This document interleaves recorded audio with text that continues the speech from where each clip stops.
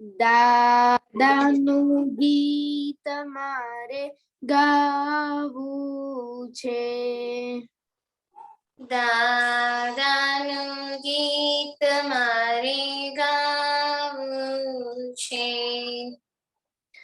પ્રેમનું અમૃત પાવું છે. પ્રેમનું અમૃત પાવું છે. દાદાનું ગીત મારે ગાવું છે. દાદાનું ગીત મારે ગાવું છે. દાદા ભજનની રડ મને લાગી. દાદા ભજનની રડ મને લાગી. ભક્તિ રસમાં નહાવું છે. ભક્તિ રસમાં નહાવું છે. દાદાનું ગીત મારે ગાવું છે. દાદાનું ગીત મારે ગાવું છે. ભવસાગરમાં નૈયા મારી ડોલે. ભવસાગરમાં નૈયા ડોલે. સામે કિનારે મારે જાવું છે. સામે કિનારે મારે જાવું છે. દાદાનું ગીત મારે ગાવું છે. દાદાનું ગીત મારે ગાવું છે. જીવન મારું બન્યું અકારું. જીવન મારું બન્યું અકારું. દાદા ચરણમાં રહેવું છે.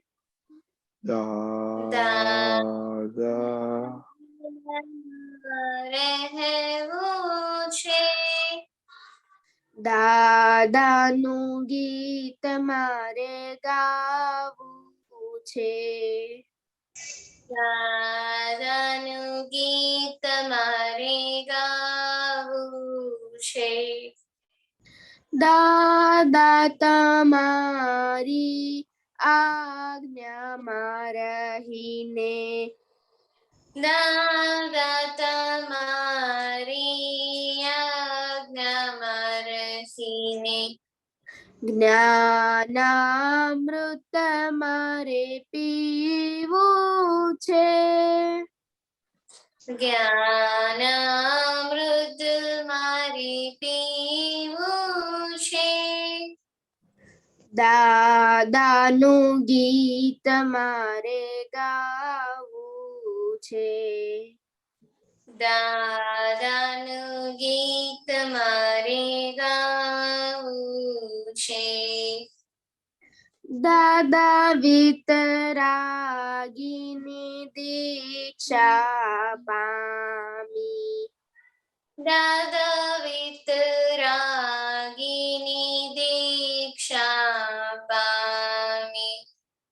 દાદા જેવું મારે થાવું છે. દાદા જેવું મારે થાવું છે. દાદા જેવું મારે થાવું છે. દાદા જેવું મારે થાવું છે. દાદાનું ગીત મારે ગાવું છે. દાદાનું ગીત મારે ગાવું. જય સચ્ચિદાનંદ. જય સચ્ચિદાનંદ. Very good. Okay, quickly, no kalamo. Taxiba number 1. જય સચિદાનંદ. હે દાદા ભગવાન, મને કોઈ પણ દેહધારી જીવાત્માનો કિંચિત માત્ર પણ અહમ ન દુભાવાય કે દુભાવા પ્રત્યેના અનુમોદય એવી પરમ શક્તિ આપો. મને કોઈ પણ દેહધારી જીવાત્માનો કિંચિત માત્ર પણ અહમ ન દુભાય એવી શાદવાદ વાણી, શાદવાદ વર્તન અને શાદવાદ મનન કરવાની પરમ શક્તિ આપો. ખુશી. જય સચ્ચિદાનંદ. હે દાદા ભગવાન, મને કોઈ પણ ધર્મનું કિંચિત માત્ર પણ પ્રમાણ ન દુભાય, ન દુભાવાય કે દુભાવવા પ્રત્યે ન અનુમોદાય એવી પરમ શક્તિ આપો. મને કોઈ પણ ધર્મનું કિંચિત માત્ર પણ પ્રમાણ ન દુભાવાય એવી શાદવાદ વાણી, શાદવાદ વર્તન અને શાદવાદ મનન કરવાની પરમ શક્તિ આપો. Number 3, Monica Didi. હે દાદા ભગવાન, મને કોઈ પણ ધ્યેયધારી ઉપદેશક, સાધુ, સાધ્વી કે आचार्य अवनवाद, अपराध, अविनय ना करने की परम शक्ति आपो. Number 4, Shrebai. જય સચ્ચિદાનંદ. હે દાદા ભગવાન, મને કોઈ પણ દેહધારી જીવાત્મા પ્રત્યે કિંચિત માત્ર પણ અભાવ, તિરસ્કાર ક્યારેય પણ ન કરાય, ન કરાવાય કે કરતા પ્રત્યે ન અનુમોદાય એવી પરમ શક્તિ આપો. Number 4, number 5, Hitaxiba. જય સચિદાનંદ. હે દાદા ભગવાન, મને કોઈ પણ દેહધારી જીવાત્મા સાથે ક્યારેય પણ કઠોર ભાષા, તંતેલી ભાષા ન બોલાય, ન બોલાવાય કે બોલવા પ્રત્યે અનુમોદય એવી પરમ શક્તિ આપો.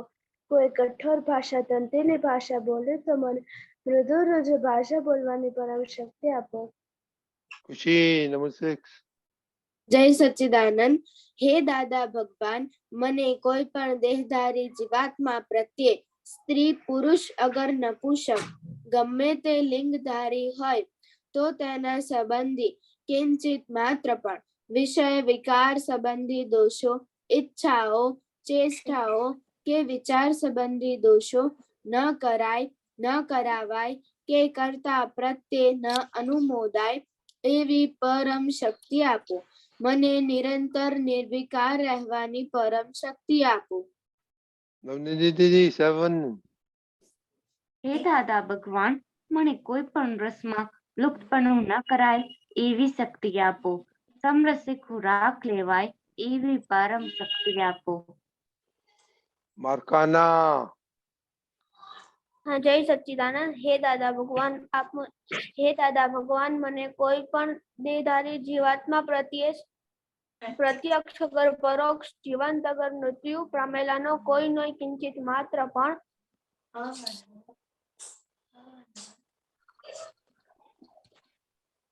Kushi.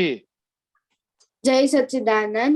હે દાદા ભગવાન, મને કોઈ પણ દેહધારી જીવાત્માનો પ્રત્યક્ષ અગર પરોક્ષ, જીવંત અગર મૃત્યુ પામેલાનો કોઈનો કિંચિત માત્ર પણ અવર્ણવાદ, અપરાધ, અવિનય ન કરાય, ન કરાવાય કે કરતા પ્રત્યે ન અનુમોદાય એવી પરમ શક્તિ આપો.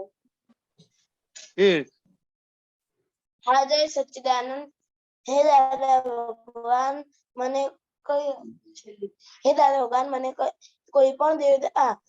ભગવાન, મને જગત કલ્યાણ કરવાની, નિમિત્ત બનવાની પરમ શક્તિ આપો, શક્તિ આપો, શક્તિ આપો. Okay, very good. Okay, Jai Sachidanand, Pradeep Dada. જય સચ્ચિદાનંદ.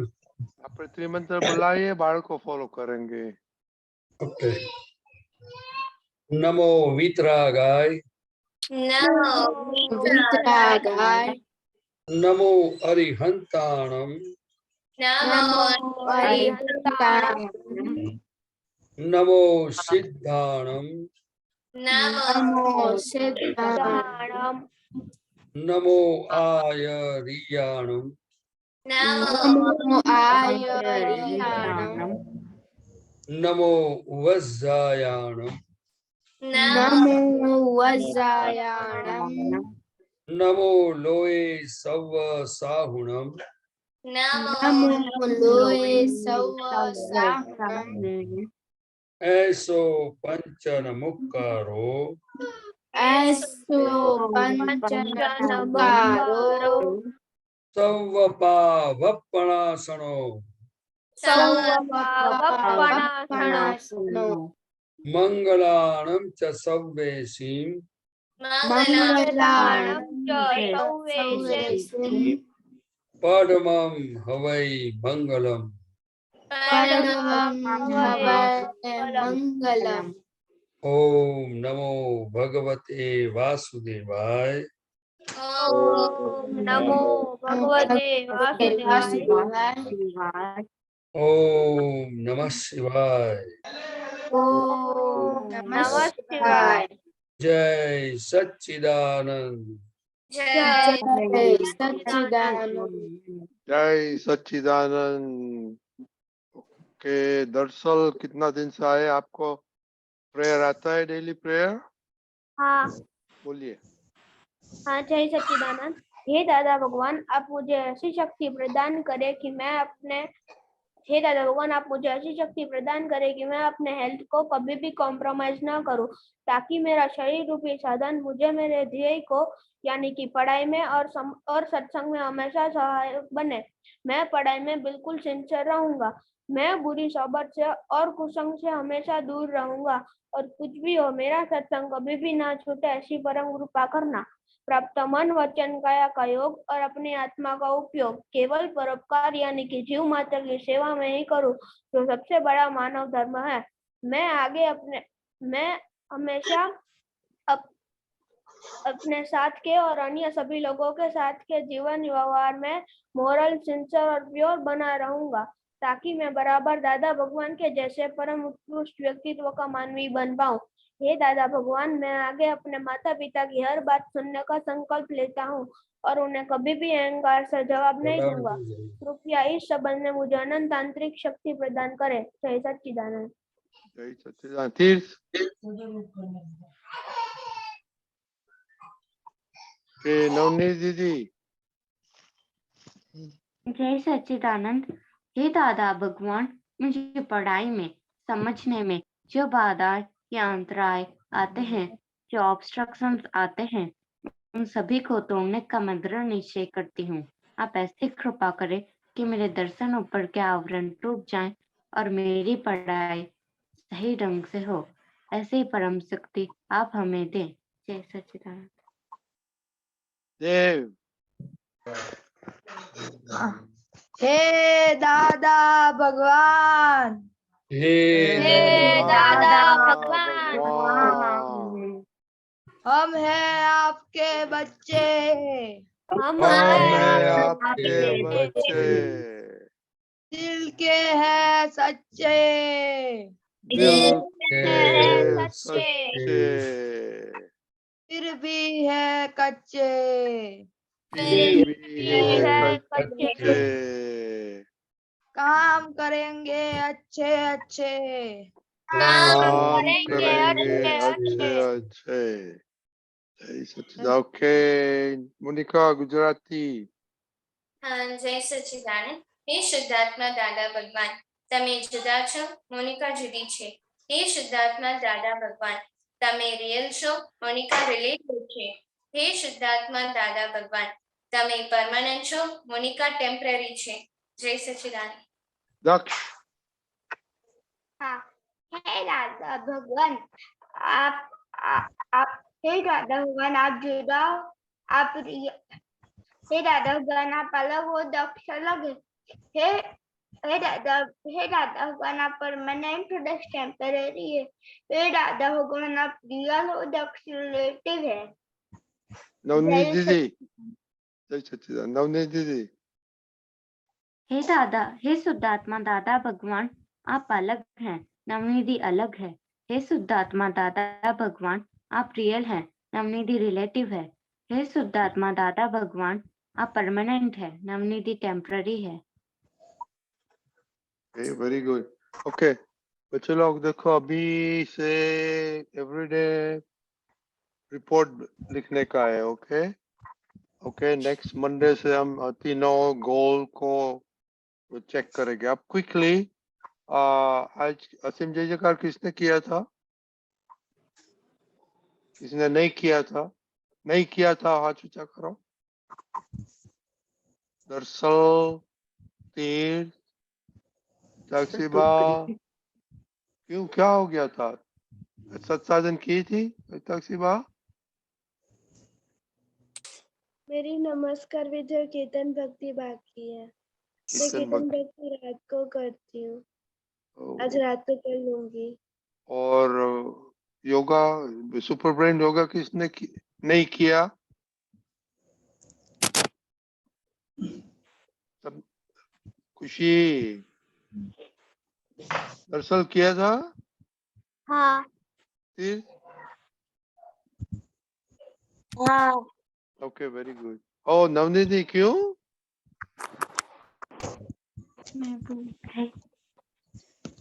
ओके, सोते पहले कर लेना। ओके बच्चे लोग देखो, हमने अभी क्या बोला, काम करेंगे अच्छे अच्छे।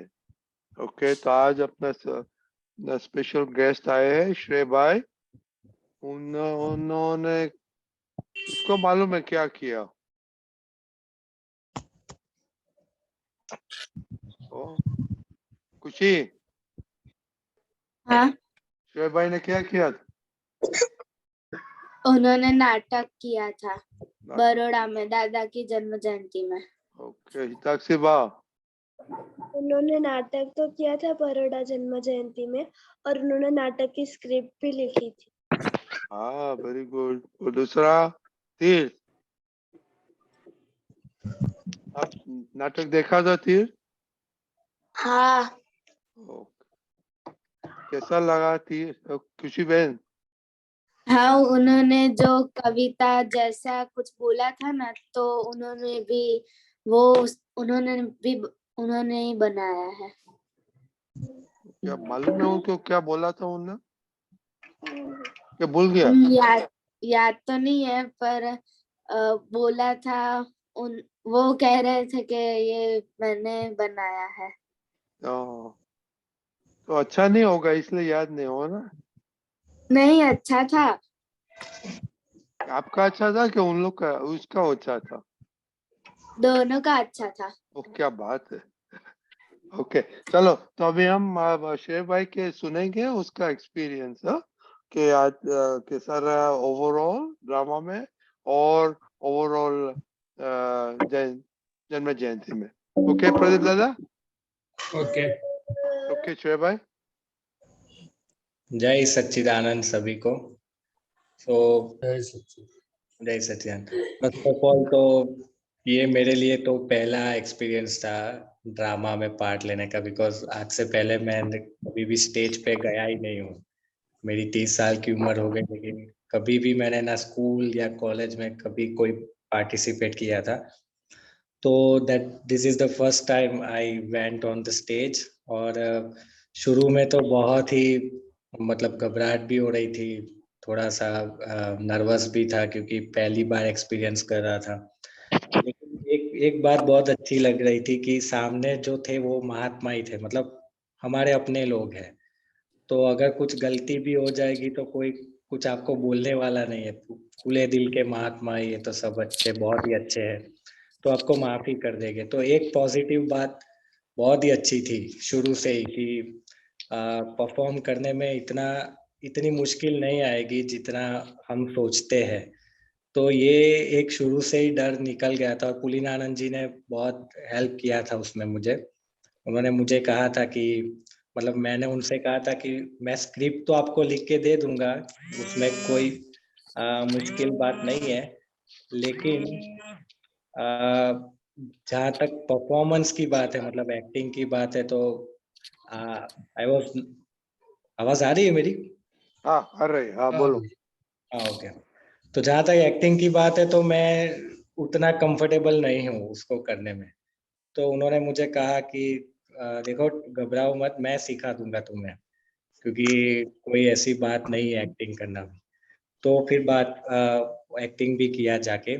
अच्छा, स्क्रिप्ट की जो बात है वो क्या है कि मैं तो शुरू से मतलब दादा में आने से पहले ही I was very fond of reading, बहुत ही पढ़ता था मैं।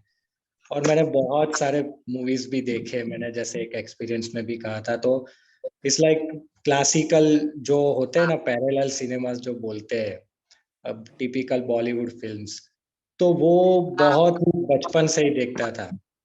तो क्या है कि उसकी वजह से अंदर सब जाता रहता था कि कैसे लिखा जाता है, कहानी कैसे लिखी जाती है। तो it's not a big task, कोई बड़ी बात नहीं थी मेरे लिए स्क्रिप्ट को लिखना। तो जब ये डिस्कशन हुआ पुलिनानंद जी के साथ कि भाई क्या लिखे और किस टॉपिक पे लिखे, तो ऑलरेडी ऑफिस की जो स्क्रिप्ट जो बनाई थी वो तो ऑलरेडी मैंने लिखी हुई थी आज से 2-2.5 साल पहले, बिफोर कोरोना। लेकिन जिस नोट में मैंने लिखी थी वो मुझे मेरे गुम हो गई, मुझे मिली नहीं बाद में। लेकिन मेरे दिमाग में ताज़ा थी वो बात कि मैंने क्या लिखा था उसमें। तो मैंने पुलिनानंद जी से कहा कि ये ऑफिस का जो टॉपिक है, जो कि कभी परफॉर्म नहीं हुआ है दादा की जन्म जयंती पर, आज तक जितने भी परफॉर्मेंस हुए वो सारे तकरीबन घर के ही मसले जो होते हैं उसी के ऊपर हुआ है। तो मेरी ख्वाहिश है कि अगर हम इस पर बनाए तो एक बहुत ही अच्छी बात रहेगी। और ऑलरेडी स्क्रिप्ट लिखी हुई है तो इसमें ज्यादा कोई मुश्किल की बात नहीं होगी। तो उन्होंने अग्री कर दिया कि चलो ठीक है, ऑफिस के ऊपर बनाते हैं।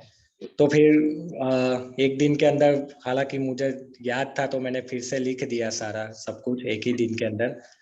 और की दुकान की जो स्क्रिप्ट थी वो जब डिस्कशन हुआ हमारा मीटिंग में, तो वो टॉपिक निकल के आया सामने। तो उसकी स्क्रिप्ट कैसे लिखे, तो उसमें अब्दपुत्र श्री कमलेश आनंद जी जो है हमारे, उन्होंने मुझे बहुत हेल्प की थी। उन्होंने मुझे बताया कि एक्चुअली 2-3 लिंक्स थे उन्होंने मुझे कि ऑनलाइन सोर्सेस अगर पढ़ने हैं दादा के ऊपर, लिटरेचर जो भी पढ़ना है, तो तुम इस लिंक का उपयोग करके उसको पढ़कर तुम्हें टॉपिक, मतलब जो भी दादा ने उसके ऊपर अगर सत्संग किया है तो मिल जाएगा। तो उसको पढ़ने के बाद थोड़ा आइडिया आ गया सुख की दुकान के ऊपर कैसे क्या लिखना है, तो वो भी लिख लिया। तो with in 5 to 6 days, scripting is not a big task, बहुत ही आसानी से लिख लिया था। अच्छा, इसमें एक दिलचस्प बात यह है कि बिफोर दादा दादा में आने से पहले, जैसे मैंने कहा कि मैं बहुत पढ़ता था ये गुजराती लिटरेचर जो किताबें है, उसमें से जो 2 लोग जो मुझे बहुत ही पसंद थे, जिनकी लिखनी में आज भी उनका मुरीद हूँ बहुत ही बड़ा, वो एक हमारे महात्मा नसीर इस्माइली साहब और दूसरे चंद्रकांत बख्शी साहब।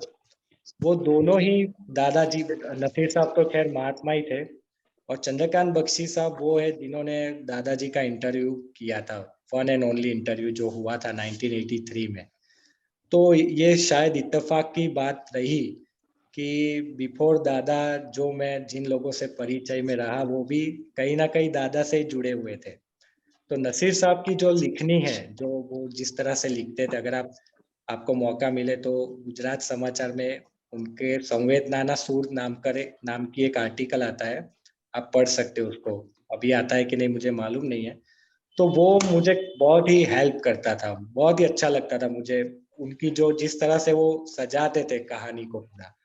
तो मैंने इसी बात को ध्यान में रखकर दोनों स्क्रिप्ट लिख डाली, नसीर साहब की ही पूरी जो स्टाइल है, राइटिंग स्टाइल, उसी को फॉलो करके।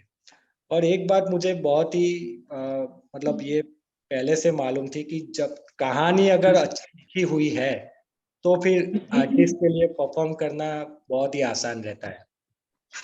यानी ये मेरी रिस्पॉन्सिबिलिटी बड़ी ज्यादा थी कि अगर एज अ स्क्रिप्ट राइटर अगर मैं जा रहा हूँ लिखने के लिए, तो फिर ये मेरी रिस्पॉन्सिबिलिटी बढ़ जाएगी कि मुझे इस तरह से लिखना है कि आर्टिस्ट जो है, कलाकार जो है, उसको परफॉर्म करने में बिल्कुल भी इतना भी उसको मुश्किल नहीं आए।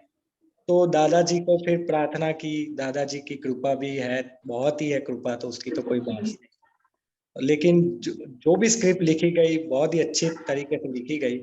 और पुलिनानंद जी ने उसमें थोड़ा सा जो चेंजेस करना था, वो ज्ञान का पॉइंट ऑफ व्यू जो ऐड करना था, वो सारी बातें ऐड करके विद इन 10 days हमने दोनों स्क्रिप्ट खत्म कर दी।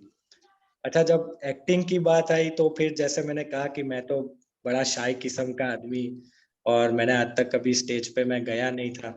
तो मैंने पुली नानी जी से कहा कि ठीक है चलो, आप अगर मुझे इंट्रेस्ट कर रहे हो तो मैं एक रोल करूंगा, लेकिन मुझे छोटा सा रोल देना। मैं कोई सेंट्रल कैरेक्टर जो है, जो उपदेश देने वाला जो रोल, जिसका बड़ा रोल होता है, वो मैं नहीं कर पाऊंगा क्योंकि I am not comfortable with it. तो उन्होंने कहा ठीक है कोई बात नहीं, तुम सेंट्रल रोल मत करना, तुम दूसरा रोल कर लेना। लेकिन अनफॉर्चुनेटली ये हुआ कि जो हमारे साथ जो सेंट्रल रोल कर रहे थे स्मितल भाई, उनको डेंगू हो गया विद इन प्रैक्टिस। तो उनको फिर हॉस्पिटलाइज भी हुए कुछ दिन के लिए, और टाइम निकलता जा रहा था क्योंकि सिर्फ 10-15 दिन बचे थे। और अगर सेंट्रल किरदार ही आपकी मतलब नाटक में से निकल जाए तो फिर तो आप समझ सकते हैं कि कैसे होगा। तो फिर फिर दादाजी से प्रार्थना करके मैंने खुद ही रिस्पॉन्सिबिलिटी ले ली और मैंने पुलिनानंद जी से कहा कि ठीक है अब मैं ही सेंट्रल रोल करूंगा। मुझे थोड़ा बहुत कॉन्फिडेंस आ गया इतनी प्रैक्टिस जो हमने की इसकी वजह से, और आप मुझे एक दिन का समय दीजिए, मैं एक दिन में सारे डायलॉग उनके याद कर लूंगा। मतलब कोई मुश्किल बात नहीं थी मेरे लिए क्योंकि मैंने ही लिखे थे, सिर्फ एक नजर मारनी थी कि कब कहाँ क्या बोलना है। तो एक दिन उसमें लगा और फिर मुझे सेंट्रल रोल भी करना पड़ा उसी नाटक में। लेकिन बहुत ही अच्छे से हो गया, ये सारी चीजें बहुत ही अच्छे से हुई, दादाजी की कृपा ही है इसमें, मैं यही कहूँगा। और रही बात वो पोएम की, अच्छा उसमें क्या था कि ये कहानी तो मतलब ड्रामा तो पूरा लिख लिया हम लोगों ने, 3 के 3 ड्रामा, लेकिन मुझे ऐसा लग रहा था कहीं कुछ कमी रह गई। वो जिस तरह से सम अप होना चाहिए, कंक्लूजन निकलना चाहिए, वो कहीं निकल नहीं रहा था। ऐसा लग रहा था कि हम आए, परफॉर्म किया और दादाजी का उपदेश दिया, दादाजी की बात कहकर हम निकल गए। सामने वाले को पता चला नहीं पता चला, इससे कोई हमें इतना अंदाजा नहीं रहा था, खास करके मुझे, क्योंकि मैंने ही लिखी थी ये सारी बातें। तो मुझे बहुत सेटिस्फेक्शन नहीं हो रहा था कि सम अप नहीं हो रहा है ये ड्रामा। तो उसी बीच जो दीपू भाई जो कल आए थे, उनकी मम्मी जी ने मुझे एक बात कही थी विद इन प्रैक्टिस कि सासू बहू का जो ड्रामा था हमारा दूसरा वाला, उसमें उन्हें 2 मिनट का पॉज चाहिए था बीच में, साड़ी बदलने के लिए और फिर वापस आने के लिए। तो ये क्या है, ड्रामा में रूल है कि स्टेज आप खाली नहीं रख सकते, 2 मिनट हो या 1 मिनट हो, क्योंकि बहुत अच्छा नहीं लगता कि कोई स्टेज पर है ही नहीं। तो उन्होंने मुझसे कहा कि ये 2 मिनट को तुम कवर कर पाओगे? तो मैंने कहा ठीक है, मैं कविता लिख सकता हूँ 2 मिनट में अगर आप कहें। तो उन्होंने कहा ठीक है कोई बात नहीं, करो देखो क्या होता है। तो मैंने फिर सासू बहू के ऊपर वो कविता लिखनी शुरू की 2 मिनट को कवर करने के लिए। फिर मुझे जो मेरे दिमाग में जो बात चल रही थी कि सम अप नहीं हो रहा है, इसलिए मैंने 3 ड्रामा के ऊपर पोएम्स लिख डाली। अच्छा, पोएम लिखना जो है वो मैं ये कहना चाहूंगा कि स्क्रिप्ट लिखना was not my first love. You see, although मैंने इतनी सारी पढ़ाई की है, लिटरेचर पढ़ा था, तो स्क्रिप्टिंग तो बहुत बाद में मैंने लिखना शुरू किया था। गजल और शायरी लिखना मेरा सबसे पहला, और मैंने बहुत सारे शायरों को भी पढ़ा था, गालिब, मीर, फिर दाग दलवी और बहुत सारे शायर। तो शायरी पोएम लिखना भी मेरे लिए कोई बड़ी बात नहीं है, मैं लिख सकता हूँ बड़ी आसानी से। लेकिन गुजराती में मैंने आज तक कभी पोएम लिखी नहीं थी, जो भी लिखा था मैंने हिंदी में लिखा है आज तक। तो फिर मैंने सोचा कि यार गुजराती में लिखना है और 3 ड्रामा के ऊपर 3 पोएम्स लिखनी है, और it's a very challenging task. तब मुझे कविराज श्री याद आए, पता नहीं कैसे कविराज श्री की पहली बार कृपा हुई, ऐसा लगा मुझे कि उन्होंने मुझे कहा कि तू लिख, मैं हूँ तेरे साथ, जहाँ भी अगर तुझे दिक्कत आए तू मुझे याद करना, मैं तुझे सुझा दूंगा कि कौन सा शब्द कहाँ लिखना है। तो ये कविराज श्री की कृपा भी है इसी में, डेफिनेटली है, क्योंकि जैसे आफ्तापुत्र साहब बोलते हैं कि कविराज श्री के पद जो लिखे गए वो सुकल ध्यान की श्रेणी में लिखे गए, शुद्धात्मा का अनुभव करने वाले। तो ये सारी बातें, और यकीन मानिए विद इन 10 मिनट्स तीनों के तीनों पोएम्स भी रेडी हो गए, सिर्फ 10 मिनट का समय लगा। उसको तैयार करने में। तो ये कृपा हुई, दादाजी की कृपा हुई, और सब फिर मैंने सुनाई पुलिनानंद जी को, तो उनको भी पसंद आई। फिर उन्होंने कहा कि अब इसको समअप तो हम कर लेंगे अच्छे से, लेकिन एक और प्रॉब्लम आया कि बोलेगा कौन इसको, कविता को बोलेगा कौन। तो जैसे मैंने कहा कि यार देखो, मैं तो पहले एक्टिंग नहीं करने वाला था, अभी एक रोल कर रहा हूँ, अभी आप मुझे इंसिस्ट करेंगे कविता बोलने के लिए, तो I am not comfortable with it, क्योंकि ऑलरेडी मैं इतना अच्छा नहीं हूँ उसमें। तो ऐसा डिसाइड किया कि जो डायरेक्टर साहब थे हमारे, वो बोलेंगे उसको। लेकिन जब उन्होंने प्रैक्टिस की तो उन्होंने कहा कि जिसने लिखा है वो ही बोले तो अच्छा रहेगा, क्योंकि उसको उसी को मालूम है कि पॉज कहाँ है, कहाँ पर वॉल्यूम हाई ले जाना है, कहाँ पर लो रखना है। तो फिर सबने इंसिस्ट किया, तो मैं पीछे आ गया उसी कविता को समअप करने में, पोएम्स को। और लास्ट में फिर मैंने वो पोएम्स भी बोली, और तो इस तरह से ये पूरा समापन हुआ, drama, scripting, acting, poems, everything. और रही बात वो बाकी के दिनों के सत्संग की, तो उसमें मेरा एक्सपीरियंस बहुत ही अच्छा था इस बार। जिस तरह से आपता पुत्र साहेब ने दादाजी के जो संस्मरण हमारे साथ शेयर किए थे, तो एक तो मेरे को एक प्रश्न था, वो मैं लेकर गया था, दीपक आनंद जी से मुझे उसका समाधान मिला था, दर्शन मोह, चारित्र मोह की जो बात थी उसमें। और कांति आनंद जी और भरत आनंद जी ने जो जो 2-3 एक्सपीरियंस शेयर किए थे, कि भरत आनंद जी ने कहा था कि वो दादाजी ट्रेन में जा रहे थे और एक बंदा सामने बैठा था, ना दादाजी से कोई बात की, ना कुछ उनका नाम भी नहीं पूछा, सिर्फ चेहरा ही देखा था उनका।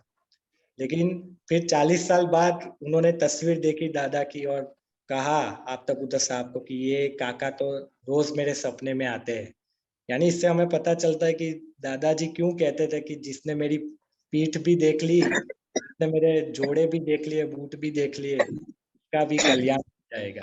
तो ये बातें मुझे बहुत ही अच्छी लगी, ये जो एक्सपीरियंस सुनकर। फिर कांति आनंद जी ने जो कहा था, एक वेदांती आया था दादाजी से प्रश्नोत्तरी करने। फिर एक MS फैकल्टी के जो डीन थे कॉमर्स के, उन्होंने आपता पुत्र साहबों की जो परीक्षा लेने के लिए जो दादाजी से बात की थी। फिर फुटबॉल वाली बात तो बहुत ही फेमस हो गई केशव आनंद जी की। और मीनेश आनंद जी ने जो कहा था कि एक्सीडेंट जब हुआ और डॉक्टर ने कहा कि दादाजी को खून चढ़ाना पड़ेगा, अदरवाइज वो पैर छोटा रह जाएगा, तो दादाजी ने बोला कि नहीं, खून तो नहीं चढ़ाएंगे, क्योंकि इतने अवतारों से जो शुद्ध हुए परमाणु, बाहर से किसी का खून लेकर हम उसको वापस दोबारा अशुद्ध नहीं करेंगे। तो ये जो बातें थी, और फिर डॉक्टर साहब ने खुद बोला स्टूडेंट्स को, अगर तुम्हें आत्मा और देह भिन्न है ये देखना है, तो ये दादाजी को देख लो, ये लाइव एग्जाम्पल है आपके सामने। तो ये सारी बातें कहीं ना कहीं हमें बहुत ही अंदर से इंस्पायर करती है कि और आगे किस तरह से पुरुषार्थ को बढ़ाया जाए, और आगे कैसे जो जगत कल्याण की जो हम बात करें उसको कैसे आगे तक लेके जाए, कैसे सारी दुनिया तक पहुंचे ये अक्रम विज्ञान दादाजी का। तो ये सारी बातें लेकर मैं आया, एक्सपीरियंस मेरा लेकर आया। और एक अच्छी बात यह है कि जब भी मुझे मौका मिलता है मैं केलनपुर जाता हूँ, आज अभी भी जाता हूँ। लेकिन 4 दिन तो एक सामायिक है जो पुलिनानंद जी ने मुझे कहा है, वो मैं शेयर नहीं कर सकता यहाँ पर। लेकिन जब भी मुझे मौका मिलता है मैं केलनपुर जाता हूँ, तो मैं समाधि में बैठकर ही उसको करता हूँ, 20-25 मिनट जो भी होता है। तो ये 4 दिन कंटिन्यूअसली पहली बार ऐसा हुआ कि मुझे ये मौका मिला, 5, 6, 7, 8। तो बहुत ही एक क्या कहते हैं, बहुत ही एक प्लीजेंट एटमॉस्फेयर था पूरे चारों के चारों दिन। और हम बहुत कुछ सीख कर आए। और बस दादाजी से, कविराज से हम यही आशीर्वाद मांगते, यही कहते हैं कि ऐसी तरह से कृपा, उनकी ब्लेसिंग्स सारे महात्मा के ऊपर बनी रहे, ताकि ये सारे महात्मा जगत कल्याण में बहुत ही उत्कृष्ट निमित्त हो, ऐसी हम प्रार्थना करते हैं। जय सच्चिदानंद। जय सच्चिदानंद। आपने तो बहुत बहुत बढ़िया एक्सपीरियंस किया और आपने तो कमाल कर दिया। आपने तो बहुत बहुत संघ के साथ बहुत काम किया। Very good, excellent. ड्रामा भी एक्सेलेंट था, स्क्रिप्ट भी सब एक्सेलेंट था, और लास्ट में आपने जो पोएम्स भी और समराइज किया था, वंडरफुल वंडरफुल। अनन्या दीदी क्या बोलते हैं आप? बहुत अच्छा था नाटक और सब, और जो वो कहना चाहते थे वो सब इजीली समझ गए। Okay, very good. Okay okay, Deepika ji आप कुछ बोलने Yes, का है? बाद में प्रदीप yes, प्रदीप yes, दादा। definitely. अभी जो शोएब भाई ने जो अपना एक्सपीरियंस कहा, I feel we should put this portion as making of the drama. जैसे वो making of the Lion King, making of the film करके आता है ना, this will be very good. Okay, और ये मैं फिर से ये बच्चों को याद दिलाना चाहता हूँ कि सुपर ब्रेन योगा क्यों करना चाहिए, कोई मुझे बताएगा? खुशी। हाँ, सुपर ब्रेन योगा से हमारी पढ़ाई भी अच्छी होती है और हमारी एक्सरसाइज भी हो जाती है। मोर मोनिका। जो हम निश्चय करते हैं अगर वो नहीं होता है तो वो सुपर ब्रेन योगा करने से हो जाता है। दिस अनन्या इज दीदी। Very important part, Ananya- this is an- very important part कि जो हम डिसाइड करते हैं वो हो नहीं पाता है, तो ये सुपर ब्रेन योगा से पता नहीं क्या मिरेकल होता है, इवेंचुअली इट हैपेंस। तो इसका उपयोग इसलिए करना है, आपको प्रतिक्रमण करना पड़ता है वगैरह सब करना पड़ता है ना, तो इसके लिए आपने डिसाइड किया है, लेकिन जब होता नहीं है तो ये हमारा डिसाइड किया हुआ सुपर ब्रेन योगा करने से, I don't know, I have experience, it happens. So इसीलिए कहता हूँ ये लोग जो मिस करते हैं ना, they should make it a point, ऐसा है। और दूसरा मैं अभी एक भेजूंगा, उसमें एक कासा थुपुकरणम है, वो क्रॉस लेग करके करना होता है, और you don't have to go down fully, half way, उसकी भी असर बहुत अच्छी है, तो वो भी मैं भेज दूंगा। So please do super brain yoga and making of the drama, ऐसा करके ये पोर्शन अगर आ जाएगा श्रेय भाई का, इट विल बी वंडरफुल। जय सच्चिदानंद। जय सच्चिदानंद। ओके, प्रदीप दादा आप बोलिए। बताइए। तो सबने बताया, श्रेय भाई ने बताया, दीपक आनंद जी ने बताया, और ये बच्चे लोग ने बताया कि सुपर ब्रेन योगा से हमें इतना फायदा होता है। तो मैं तो यही उनको विनती करूंगा कि जो बच्चे लोग जो भी नहीं करते हैं, अगर जो महात्माओं को भी ये हेल्पिंग है तो इसको सभी समझदारी के साथ सुपर ब्रेन योगा करना चाहिए। और दूसरा, जो कविराज के पद और दादा की बात जो बताई है, तो हमारे जीवन में ये दादाजी की बात और कविराज की पद की जो हमें भक्ति करनी है, वो हमारे जीवन में बहुत काम आ सकती है, क्योंकि ये हर एक महात्माओं का डिफरेंट अनुभव है।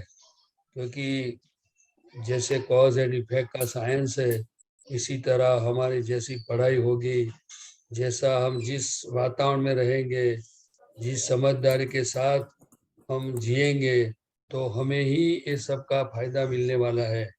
जैसे श्री भाई ने बताया कि मैं भाई ऐसे रीडिंग करता हूँ, ये करता हूँ, जो भी उन्होंने नासिर इस्माइल साहब की बात की, वो शायरों की बात की, इसी तरह ये सब चीज़ हमारे जीवन में, ये दादा की कविराज की बातें, कविराज के पद, दादा की बातें, उनके सब जो जितना हमारा टच होगा, तो वो हमारे मन वचन काया में ये सब फीडिंग होगा। और ये ऐसी चीज है, वो खुद को अनुभव से ही पता चलता है। तो ये हर चीज़ों का हमें, हमारा मनुष्य जीवन का जो सार्थकता है, वो हमारी प्रगति के लिए, कि हमें हर चीज को, अच्छी अच्छी चीजों को, उनका हमें उसको एक्सेप्ट करना चाहिए, उसका रिस्पेक्ट करना चाहिए, और हमें उनमें सिंसियर रहना चाहिए। जय सच्चिदानंद। Jai Sachidanand. Okay. Akshay bhai, you are okay? हाँ Okay. तो प्रदीप दादा, ये हाँ आज जी। सब एक्सपीरियंस का टर्न है ना, तो हम अभी ये अक्षय भाई को तो बहुत बहुत बड़ा एक्सपीरियंस तो कनाडा में हुआ, तो उन लोग का ओके भी ले लेगा। ओके दीपिकांत जी? ओके। ओके अक्षय भाई। हाँ एक्सपीरियंस ये हुआ कि काफी बार कोई भी सिचुएशन होती है, कोई कहीं पे भी जाना है, कुछ भी करना है, तो बहुत सारा प्लानिंग करके कुछ भी करते हैं। यहाँ पे मैं जाऊंगा, यहाँ घूमने जाऊंगा, तो हमेशा मैं कहीं पे भी घूमने जाता हूँ तो ये 7-8 दिन का प्लानिंग रखता हूँ। और काफी बार ऐसा भी एक्सपीरियंस होता है कि कोई प्लानिंग नहीं करके जाता तो भी बहुत अच्छा रहता है। तो ये एक्सपीरियंस हो गया फैमिली इमरजेंसी का, कि हार्दिक को एक्सीडेंट हो गया और वहां पे जाने का हो गया और कुछ भी नहीं मालूम क्या करना है, वहां पे क्या सिचुएशन होगी, कुछ भी नहीं मालूम। और इमोशनली भी बहुत चलता रहता है दिमाग में कि क्या होगा। ये लोग भी आपको कांटेक्ट करते कि आप सबसे वहां पे पहुंचे हैं और आप वहां पे ही है, तो लोग भी आपको कांटेक्ट करते हैं क्या करना है। तो सबसे पहला एक्सपीरियंस ये हुआ कि जब मैं यहाँ से घर से निकला था और फ्लाइट में बैठा था, तब मैंने एक त्रिमंत्र शुरू कर दिए थे। तो त्रिमंत्र ही शुरू रखा और जब मैं वहां पे उतरा 6 घंटे बाद, तब तक मैंने त्रिमंत्र दादा भगवान के वॉइस में ही शुरू ही रखा था। तो जब मैं उतरा तो वहां पे उतरने के बाद भी मैं नॉर्मल ही था, ऐसा लग नहीं रहा था कि कोई भी डर या कुछ, बहुत ही नॉर्मल ही था। और उसके बाद कोई आया, लेने आया, वहां पे पहुंच गया। वहां पे पहुंचने के बाद भी सब सिचुएशन जो हो रही है वो ऑटोमेटिक सब मिल ही रहा है। नहीं तो ऐसा लगता है कि अननोन कहीं नई जगह पे जा रहे तो वहां पे कहाँ रहेंगे, फिर उसका ध्यान कैसे रखेंगे, डॉक्टर्स के साथ इंटरेक्ट कैसे करेंगे। फॉरेन कंट्री में कभी भी ऐसा सिचुएशन आया ही नहीं कि डॉक्टर्स के साथ कैसे इंटरेक्ट करेंगे और कैसी सिस्टम है कुछ भी नहीं मालूम। पर उसके हिसाब से ही सब कुछ मिलता ही रहा।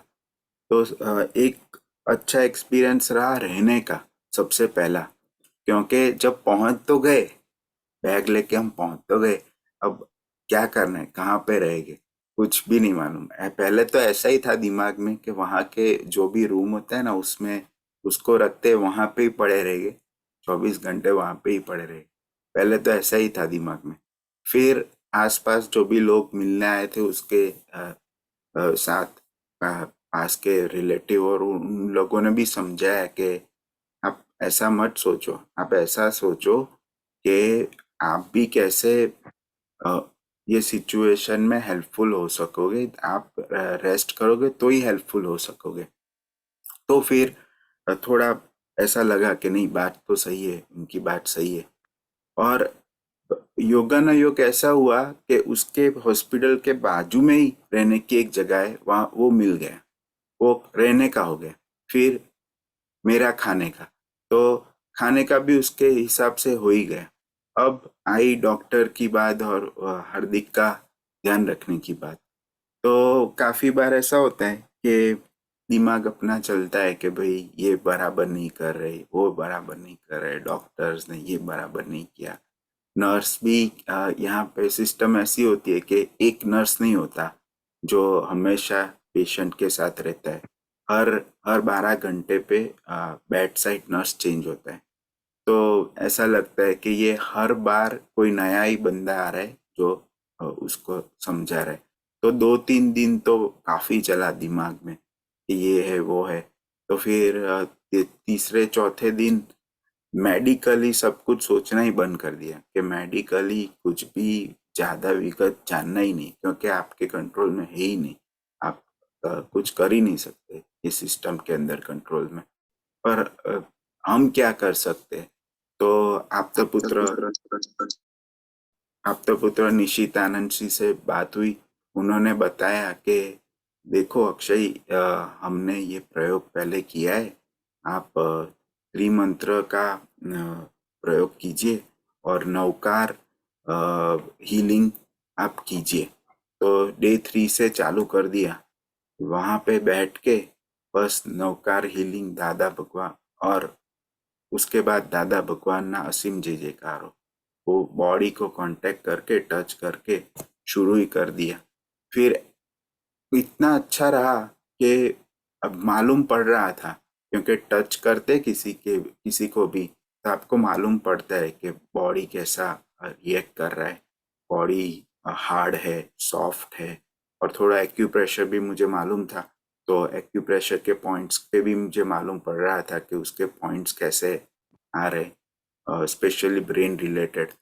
तो इतना जैसे जैसे नौकार और दादा भगवान का असीम जी जयकार हो रहा था, उसके आसपास में जो भी डॉक्टर्स आ रहे थे, नर्स आ रहे थे, उनको भी मालूम पड़ रहा था कि ये कुछ यहाँ पे हो रहा है और यहाँ पे ये प्रेयर हो रही है। तो वो भी कभी भी डिस्टर्ब नहीं कर रहे थे। 1 वीक के बाद ऐसा हुआ कि नर्स और जो डॉक्टर आए वो खुद सामने से बोल रहे थे कि नहीं, आप बैठिए और आप अपनी प्रेयर्स चालू रखिए, हमको कोई डिस्टर्ब नहीं हो रहा। नहीं तर वो आईसीयू के एनवायरनमेंट में वो लोग सिर्फ विजिट कर नहीं देते, क्योंकि वो लोग जब भी जाते हैं तो बोलते हैं कि you are okay for visiting. तो क्या बताना चाहते हैं कि 15-20 मिनट बैठो, पर हम एक घंटे का ही टारगेट लेके आते हैं कि 1 घंटे कैसे बैठ सके। 1 घंटे बैठ के हम करते थे। और सरप्राइजिंगली जब मेरा निकलने का टाइम था कि, और उसके 2 दिन पहले ही उसने आँख खोल दी और आँख खोल के सिर्फ देख रहा था। तो मैंने उसके पास में जाके बोला कि त्रिमंत्र बोलना है, तो उसने आँख बंद करके हिलाया। तो डॉक्टर्स और नर्स मुझे आगे भी बताते थे कि आप जो भी प्रेयर बोल रहे हो वो उसको पहुंच ही रही है, वो कॉन्शियस स्टेट में नहीं है पर वो सुन रहा है, तो आप चालू ही रखो प्रेयर्स। जो भी महात्मा डॉक्टर से भी मेरी बात हो रही थी, वो बता रहे थे मुझे कि आप प्रेयर्स शुरू ही रखो और उसके पास में ही रखो, और उसके पास में कोई डिवाइस भी रखो जिसमें उसको सुनाई दे दादा भगवान ना असीम जी जयकार। तो वो सब कुछ जो हुआ उसकी इफेक्ट अभी मालूम पड़ रही है कि जब कोई भी इतने सारे सिचुएशन पे से पास होता है और कॉन्शियस स्टेट में आता है तो नॉर्मल ही है। ये सरप्राइज जो डॉक्टर्स लोगों को मिली कि वो अभी भी नॉर्मल ही है, कि उसको सब कुछ बात हो रही है, सब कुछ हो रहा है। ब्रेन का इतना बड़ा एक्सीडेंट होने के बाद सर्जरी हुई तो भी वो अभी भी नॉर्मल ही है।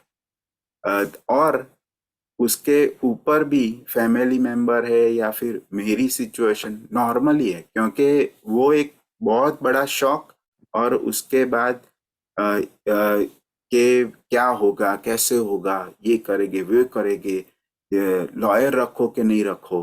तो उस सब भी सिचुएशन में लॉयर रखो कि नहीं रखो, कोई महात्मा आया और उसने बताया कि लॉयर रखेंगे, ये लॉयर को फोन कर दिया और वो भी ऑर्गेनाइज हो गया।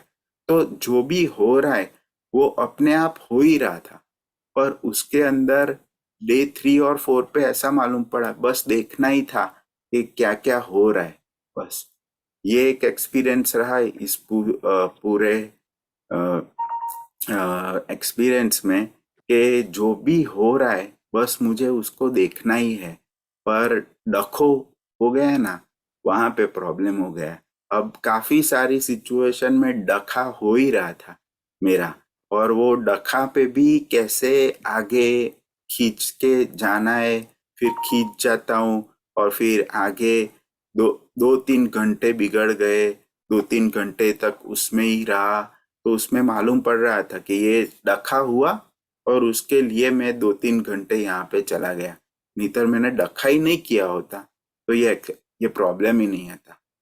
तो डखे का भी काफी एक्सपीरियंस हुआ कि यहाँ पे डखा किया और उसमें एक एक्सपीरियंस यही हुआ कि डखा जब हो रहा है ना तब मालूम भी पड़ रहा था कि ये डखा कर रहा हूं, पर डखा वो अटका नहीं, डखा हो रहा है और उसको देखा भी सही कि ये मैंने डखा किया और आगे ड्रैग हो रहा है, पर उसमें सिर्फ प्रार्थना रहती थी कि बस ये डखा हो गया है मुझसे, अब इसमें से मुझे बाहर निकालो।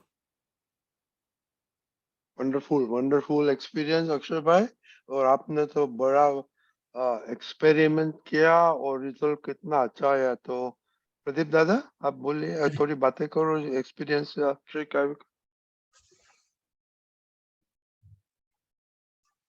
जो दादा भगवान ना असीम जय जयकारो और ये संसार विघ्न निवारक त्रिमंत्र दादा भगवान कहते थे, ये जो मंत्र और असीम जय जयकार वो दोनों ऐसी चीज है, वो कई महात्माओं को अनुभव है, लेकिन फिर भी जब परिस्थिति आती है तो दादा का जो ऐश्वर्य है और जो दादा ने कई सालों से उन्होंने जो तपस्या करके सिर्फ और सिर्फ एक ही भावना की थी कि जगत का कल्याण हो और पूरे विश्व में सुख और शांति हो, और वो उनकी वाणी में वो खुद बताते थे कि इसीलिए ही मेरा जीवन है।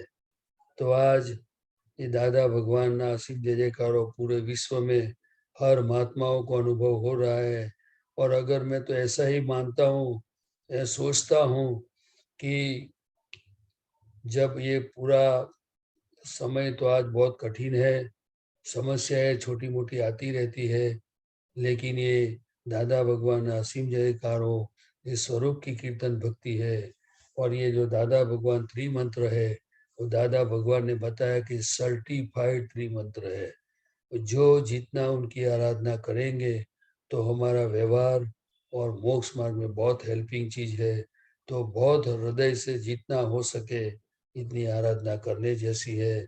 और मैं भी आज जो आपके सामने एक, आप लोग मुझे आपका पुत्र मानते हैं, लेकिन मेरा भी जो जीवन अभी कई सालों से मैं दादा को मिलने के बाद मैं जैसे गुजर रहा हूँ हर सिचुएशन से, तो मेरे लिए यही अनुभव है कि दादा भगवान ना असीम जय जयकार हो। और ये जो त्रिमंत्र है, जितनी दादा भगवान की आज्ञा के प्रति, उनके वचन के प्रति, दादा के प्रति जितनी श्रद्धा बढ़ती जाएगी, इसमें हमारा फायदा ही फायदा है और उसमें कल्याण समाया हुआ है। तो जो महात्मा ये भावना करते हैं, जो सिंसियरली भक्ति करते हैं, सभी महात्माओं को मेरा नमस्कार है। और मैं अंदर से ऐसी ही भावना रखता हूँ कि ये ऐसी चीज मिलना बहुत मुश्किल है। तो सिंसियरली हम इनकी आराधना करते जाएं, हमारा खुद का कल्याण हो और सबका पूरा विश्व का कल्याण हो, और उसमें हम निमित्त बने। जय सच्चिदानंद। जय सच्चिदानंद। देवकांत जी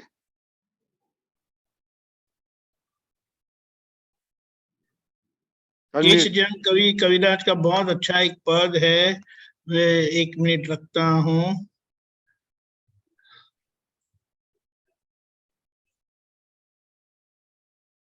दंडने इनाम बन्ने भोगवटे घंट छे, व्यवहार शांति माटे हितस्वी त्रिमंत्र छे।